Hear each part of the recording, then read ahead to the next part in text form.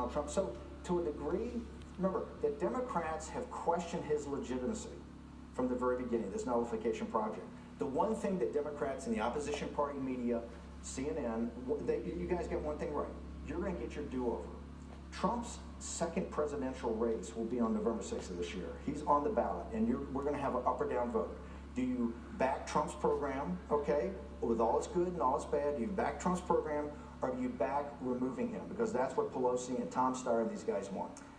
You say you're not a racist, and I take you at face value, but I want to ask you about the policies and their intended or unintended consequences, because they sure as hell attract a lot of people as supporters who are avowedly racist.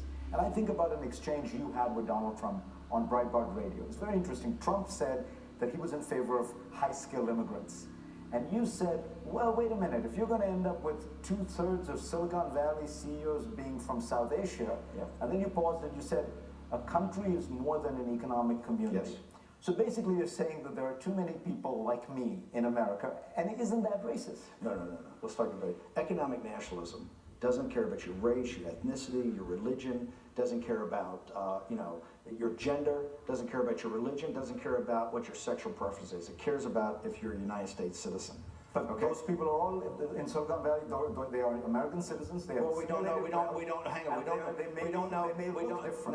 know what's come through by HB1 visas. Now, what I'm saying is that we can't get this country sorted out until we've now taken the entire elementary school and made it science, technology, engineering, and math. But for the Steve, with all due respect, what that answer implied was they'd come from the wrong culture. If they came from the right culture, if I was white and Christian, by the way, it might have a different makes reaction. absolutely no difference.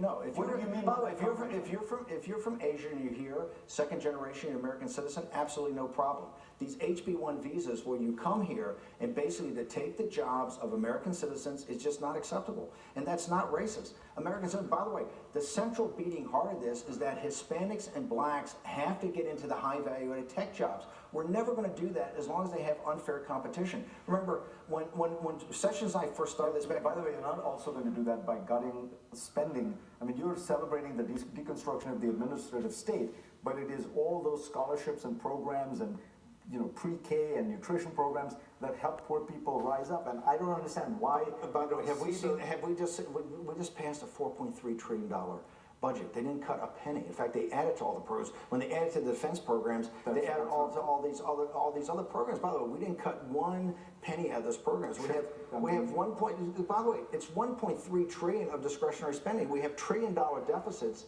And structurally now in the future, because it was a $1.5 trillion tax cut. The $1.5 trillion tax cut was supposed to be, the concomitant part was supposed to be some pretty significant cuts in the budget. And by the way, the permanent political class failed to do it. When President Trump finally woke up to the fact